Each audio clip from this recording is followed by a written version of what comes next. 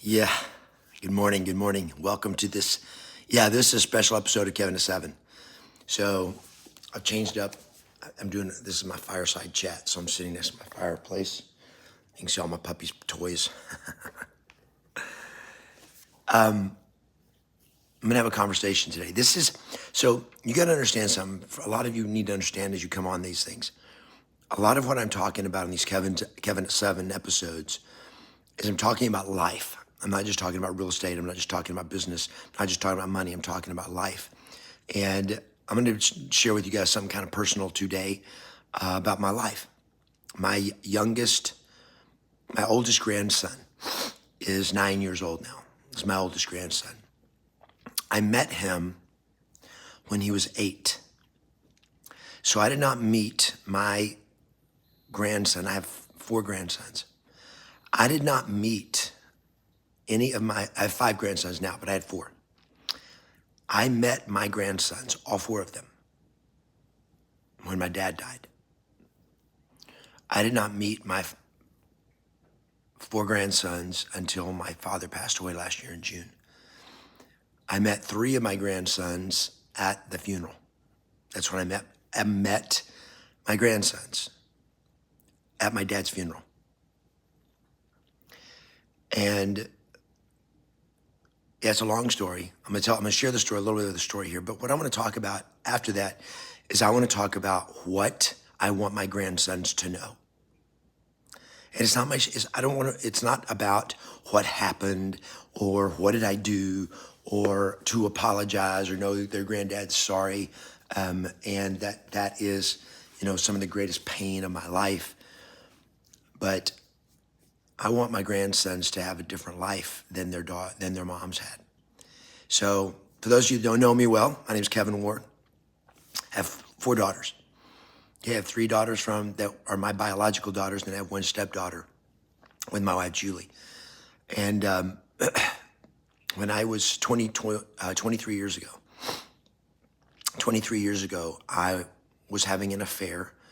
I was a top producing realtor, just sold over 100 houses, my 3rd year real estate. And I was on top of the world. My wall was lined with awards and all that kind of stuff. But I was having an affair because I was escaping from a marriage that was not going the way I wanted it to go. And instead of facing that and fighting for my marriage and fighting for my family, I took the easy way out. I had an affair, and I walked out on my family. I walked out on my wife. I walked out on my 3 daughters. And that was 23 years ago. Well, the pain and the destruction, the damage that was caused by that, I burned our life to the ground. I burned everything to the ground. And I didn't know what to do. I ran away. I went into survival mode. And for years, I just struggled. Good morning, guys. Welcome. Just come on, post where you're from. If this relates to you, awesome. If it doesn't relate to you, awesome. If you've never burned your life to the ground, good for you. You don't have to burn your life to the ground, but you can learn from burning your life to the ground. And so I walked out on my girls, and I was in guilt and shame for years. And I continued to have, I guess I continued to have the affair. I stayed with the same woman, ended up marrying her. That was my second marriage, was the woman that I had an affair with. And that was a very toxic relationship, and a toxic marriage is simply because when you start a relationship built on lies, it's not going to go well. And it was built on lies. And so that relationship lasted for about 9 years, I think, which is a long time, but it was a shit show. And so through all of that, I was just running. I was trying to find myself. I was trying to figure it out. I wanted to win in my life. I believed I was supposed to do something great. I wanted to help people. And yet here I was this person who had so much crap in my own life. It's like, how do I help you when I'm full of crap, right? And so it's been a long journey. And now that was 23 years ago. I was in 2000 when I walked out of my family. And now I have reconciled with my daughters. I just was in Texas at Christmas and got to spend Christmas. It's actually the day after Christmas with my daughters and all 5 of my grandsons. So I just had my 5th grandson was born in December. So December 15th was my 5th grandson was born. And so now I have 4 grandsons and I get to play with them. I get to meet with them. I've got to spend time with them. I've got to spend a lot of time with one of them. My oldest daughter's 3 sons. I've not got to spend a lot of time with them, but they're getting to know their Grampy now. They call me Grampy. And I want them to grow up different than their moms grew up. Their moms grew up in a world of betrayal, in a world of abandonment, and a world of scarcity. Their mom did a great job taking care of them and raising them after I left. But there's a lot of things they were not exposed to. They were exposed to a scarcity mindset. They were exposed to small thinking. They were raised in a life of being victims. And I'm not saying they were trained to be victims. They were victims because their dad walked out on them. So they still have abandonment issues, which you can understand. If there's some of you that are watching this right now that may have had a mom or dad leave when you were growing up, abandon the family or a marriage breakup. And it's brutal. It's because you're the victim. You are a victim because you didn't choose it. You didn't cause it. You didn't want it. And yet you were stuck with it. And it's devastating to everybody. And it was devastating to all them. So all that is what happened. Now I'm like, how do I change the future? I can't change the past. The roots are the roots. But is it possible? Here's the question. Is it possible after the tree has been planted, is it possible to change the fruit? And see, a tree is known by its fruit, right? A tree is known by its fruit. And you reap what you sow. So if the fruit that you create, the results of your life, what your life creates because of your choices and your actions, that is your fruit. So if you've started out creating bad fruit on your tree, is it possible to change the fruit on your tree? You can't go back and change the roots. The seed was planted. You already are in your life. You can't go back and change the past. Can you change the fruit? Can you change what you are doing now? Can you choose what you produce now in your life? And can you change the production of the fruit you are going to produce in your future? And my belief, my absolute 100% diehard belief is yes, you can change your future. You can change the fruit on your tree. Now, you can't change it by going back and changing the root. You can address the root and look at it and go like, that's where I came from. That's who I was. That's what I did. That's the truth. But now I can make choices going forward to change the fruit. And so now I've got my daughters that are grown. I have influence in their life now. I have impact in their life now, but the way they think, the way they are, it's pretty well set. Now, can they change? Of course they can change. I change. You can change. But it's harder as you get older. And now I've got grandsons who are everywhere from 0 to 9. And I'm like, what do I want my grandsons to know? And that's what I want to talk to you about for the next few minutes.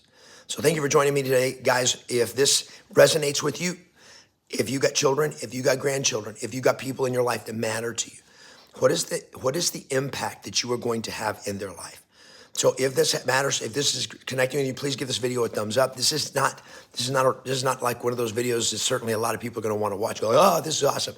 But there's some of you right now. This was for you. This video is for you. This YouTube live stream, this Kevin at 7, is for you because you're like, I have messed things up in my life and I want to make it better in the future. Whether it is going through divorce like I went through, having an affair, walking out of your family, or just making some big mistakes. It may have been things that you've done, decisions you've made. So here's what I want my grandsons to know. I've not written anything down here. I've got notes, but I didn't like write down what do I want my grandsons to know. I was just thinking about this morning, and I'm like, what do I want my grandsons to know? I will probably do a formal video on this, what I want my grandsons to know. I'll probably do something for them. In fact, I'm going to do something for them. I am going to do a video. This is the starting point of it, because this is the starting point of this conversation of what do I want my grandsons to know. So here's what comes to mind. One, I want my grandsons to know that anything is possible. I want them to know they can do anything. Anything is possible for you. You can choose to become who you want to become. And it is not dependent. You are not limited by your upbringing, by your background, by your anything about you. One of my grandsons has a learning disability. Okay, he's I don't know what you'd call it. I don't know if you'd call it mental challenged, disabled. Just he's got some dysfunction. Okay, what about that? He can become anything he wants to become. He can overcome that and use that to become a gift to the world and use it to create abundance and bring it into his life. Okay? It hurts me. It hurts my heart when I see him, because I'm like, he has a disadvantage. He has a challenge that will make his life harder than it will for my other grandsons who they got it all going on. They're smart, they're talented, they're athletic. He's not. And he's not gonna be. He's got some physical challenges. He's got some mental. His appearance is different. It's just like you see him and you're like, okay, something's not 100% right with him. I don't want to talk about it. I don't want to deal with it. I don't want to face it. Neither does his family. But it's the truth. So number one, you can do and be anything you want to be. Number two, always tell the truth. Always tell the truth, especially to yourself. If you want to win, always tell the truth. Be honest with yourself. Accept reality. No BS. Don't BS yourself. Don't BS other people. Don't be fake. Don't be false. Be true to yourself and tell the truth. I was a liar.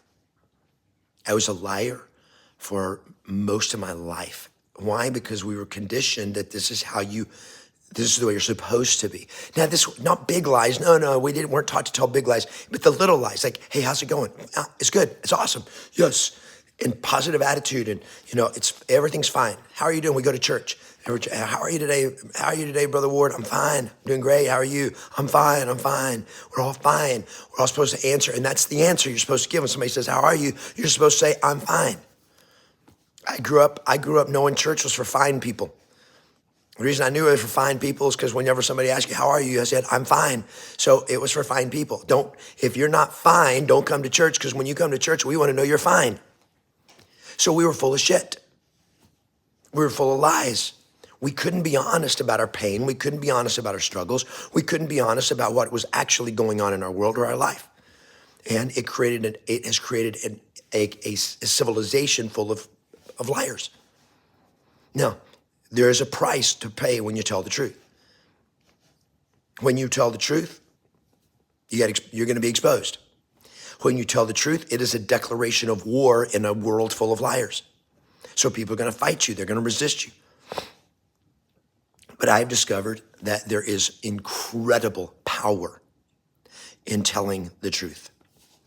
As one of my mentors says, he says, you show me a man or a woman, you show me a person who has nothing to hide, and I will show you the most powerful person in the room. The person who has no fear of what other people think, has no fear of what other people might find out about them, and I will show you the most powerful person in the world. We've all got stuff to hide. Yeah. How about stop hiding it? I want to teach my grandsons that the greatest power they will ever find is in the power to be honest about who you are, about your struggles. Doesn't mean you go out and tell the world all your problems necessarily, but I do. I'm like, I'm going to tell you the truth. I tell people every one of my coaching members, every person I train, I thought they need to know about your successes. They didn't know you got fruit on the tree that they want, which is important. Your fruit on your tree matters. But all the fruit on your tree is probably not good fruit. There's probably some bad shit out there too. What do you got to do? Be honest with it. Own your fruit. Good, bad, ugly. Own it. And people will respect it. Why? Because they trust you. They know you're telling the truth. Okay, so I want them to know that. Number three, I'm just making this up as I go. What was number one? Number one was you can do and be anything you want to do. Number two is always tell the truth. Do not be false. If you are false, if you lie to yourself, you're going to lie to others. Number three, we make our choices and our choices make us. We make our choices and then our choices make us. Who you are and who you will become is the sum total of the choices you make. Or another way of saying it is you reap what you sow. The seeds that you sow are the choices that you make. That's the seed of life. The choices that you make, the thoughts that you think, because your thoughts are going to become choices. What you choose to hold in your mind, what you choose to focus on is going to become what you choose to do. Because your thoughts become things. Because your thoughts become choices, which choices become actions, actions become results, they become fruit, and your fruit becomes your destiny. And so, we make our choices and our choices make us. Everything that you have today, everything that you are today is a result of the choices you have made. Now, when you're little, choices are made for you, right? So when you're a kid, you were raised without the autonomy to make all your choices. So when we're kids, the choices are made for us. And as we get older, we become more and more autonomous, where we have the freedom, the liberty, the opportunity to make more choices for ourselves. Okay? And the quality of those choices are going to determine the quality of our life. Now, the foundation of our life, a lot of the background of the canvas of our life was painted by the choices of other people. They're painted by the choices of our parents, of our teachers, of other people in our life, of grandparents or religious leaders, our church, our Sunday school teachers. They painted a lot of our life, and they taught us things that they made choices for us about how to think, what to believe, and all that kind of stuff without our permission, without our asking for it. But now, if you're watching this, you, my friend, are an adult. Now you make your choices. So you get to choose. Am I going to continue to believe or accept the choices that were made for me? The things that I was taught, the thoughts that were put in my head, the values, the beliefs. Am I going to accept them? If I was taught that money is evil, now I get to choose, am I going to continue to hold on to that belief? Because as long as you hold on to that belief that money is evil, you're not going to have a lot of money. Why? Because subconsciously you can't do it. It's a conflict of values. Money's evil, so therefore your subconscious mind will not allow you to accumulate a lot of money because your subconscious mind does not want you to be evil.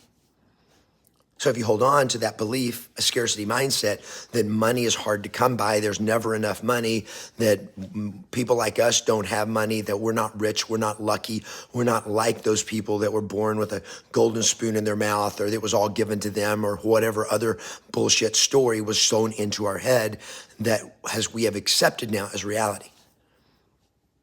Don't accept the choices that were made for you and the things you were taught. This may be number 4. I'm going to see if this is number 4. And that is challenge everything. Challenge everything. Yeah, I think that's a good one. Challenge everything. Challenge every thought. Challenge everything you've been taught, all your beliefs, all your parents, your school teachers, your religious leaders, all the stuff, challenge it. Does it work? Has it created the results that you want? Has this belief worked for me? Has this value worked for me? Has this habit worked for me? Has my parents' life choices worked for them? And if it hasn't worked for them, then how about make some different choices than my parents made? So challenge everything. I don't know. There's so many things I could say now. Now I just like, what do I want my grandsons to know? I want them to know they can do anything and be anything. I want them to know that telling the truth gives you power. You've got to tell the truth. Be honest with yourself and with other people. Number 3, what was number 3? I don't remember. I should have had you guys type in this in the comments. Dang it. Why did I not have you write in the comments? Did anybody write down what number 3 was? I don't even remember what number 3 was. Let me check out the comments here. Does anybody remember what number 3 was? Number 4 was challenge everything. Choices. Number 3 is we make our choices and our choices make us. Okay, John says, I have children and grandchildren. Cool. Good morning, Christina. Morning, guys. Welcome, welcome. Thank you for sharing. You're welcome. I completely empathize with both situations from a child's perspective and as an adult, Michael. Totally get it. I also had a 3-year affair, which ended a 33-year marriage. Wow. I married my fling, still married second time, going on 4 years, not good. So I'm not saying you can't make it work, but you got to get really, really honest, because what got you here will not get you there. Okay, guys, you can change the fruit. I have no doubt. All the choices you make, you can change the fruit. It takes time, and there's always consequences. You reap what you sow. So even if you change the course of your life, guys, for choices you've made in the past that have caused negative consequences, like I have, I've made changes now. So I tell the truth. I deal with shit. I don't lie about stuff. I don't run away from my problems. I face my problems. And that doesn't mean you don't have problems, but you got to be honest about them. But there are still, from the choices I made in the past, there's still consequences. There's still the scars. There's still the damage. My relationship with my daughters, which is great now. I got to spend time with them. I got to stay with my middle daughter and her family, her husband, and she's the one that her second child, her second little boy. That was my 5th grandson. I got to I stay with him for 3 days. And I stayed with them 3 days. No, I stayed with them for 2 days. I stayed there 2 days. That was awesome. But there's still damage. There's still issues to be resolved. There's still things and trust issues and all that. There's still pain. So you still got to deal with the consequences of it. I still have to deal with like one of my son-in-laws still cannot, I don't know if he doesn't accept me or just still he's very, very guarded around me. And I get it. When I showed up for Christmas, he didn't even want to hug me. And I hugged him anyway. I'm like, you don't hug? He said, oh, I'm not really a hugger. And I'm like, yeah, right. I get it. I totally get it. But that's still a consequence of choices I've made in the past, because he's seen the pain that was caused in his wife by me. Can we fix that? Yeah, we can fix it. Is it healing? Yes, it's healing. But it's still there, and you got to be honest with it, and you can't just go, well, get over it. Do they have to get over it? Yes, they have to choose to get over it. But it takes time to heal all that. And this was something that it was years of devastation, years of abandonment. So it's like I was gone from from the time my oldest daughter was 14, nearly 15 years old. She just about turned 15. From that time on, I was gone emotionally from her world. I'd still pick her up see her and all that stuff for a little bit. And when she got a little older, she wouldn't even see me anymore. So for 10 years, my oldest daughter did not even talk to me.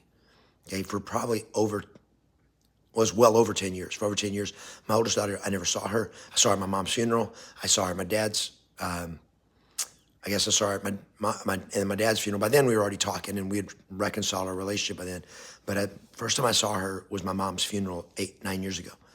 And I had not seen her for a decade. So guys, you make choices, and your choices make you. So with that, I'm going to kick off here, guys. Yeah, there's a whole lot going on in my head right now.